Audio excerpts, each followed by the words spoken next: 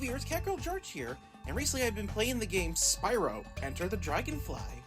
Released in 2002 and developed by Equinox Digital Entertainment and Check 6 Studios. Released 2 years after the original trilogy, Universal Studios signed off on the design proposal that Enter the Dragon was going to have 25 large levels, 120 dragonflies to collect, and be an epic Zelda-esque RPG-like adventure.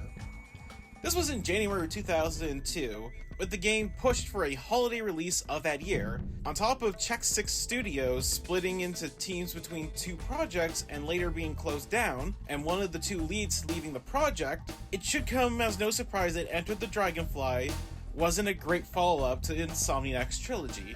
In Spyro Enter the Dragonfly, you play as our favorite purple dragon, tasked with rescuing the stolen dragonflies from Ripto. Though rescue might be a loose term here, as many are just running around, hiding, or purposely avoiding you.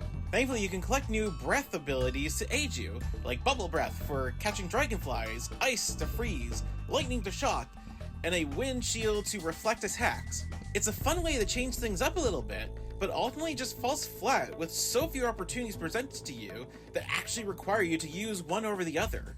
And speaking of the abilities falling flat, reflecting enemy attacks is awful. You need to stand in the right position and face in the right direction.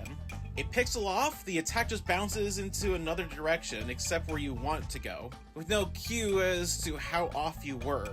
This becomes worse when you have enemies that require you to reflect their attacks back at them. It's wild too, because this game loves to stop you in order to explain every small detail. What are gems, breaking barrels, breaking pots, getting health, etc. Concepts that the original trilogy figured you didn't need this level of hand-holding. And some of these pop up like halfway through the game, after you've already been using them without hassle. A few other oddities to mention: you can fast travel to places by looking at the atlas, and pressing the cancel button, not the confirm button. Boss battles are also broken. Health pickups don't respawn between deaths, 0 invincibility frames, so the bosses can stun lock you. Respawning after death can warp the boss behind you for cheap damages as well, and that's if you realize the boss is ready for you. I skipped all 3 boss fights by accident, because there was no indication that one was waiting for me. I don't want to sound like I have complete disdain for this game, just a healthy amount of disdain. Some ideas like going to the Thieves' Den to help the egg thieves is pretty cool, but so much of this game is coated in just globs of meh that solidifies how undercooked and poorly stuck together this is. Overall, Spyro Enter the Dragonfly is unsurprisingly bad.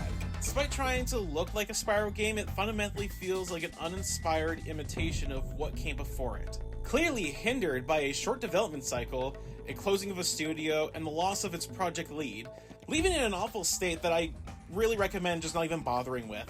You can currently get the game on the GameCube and PS2. With that all said, until next time, keep on gaming.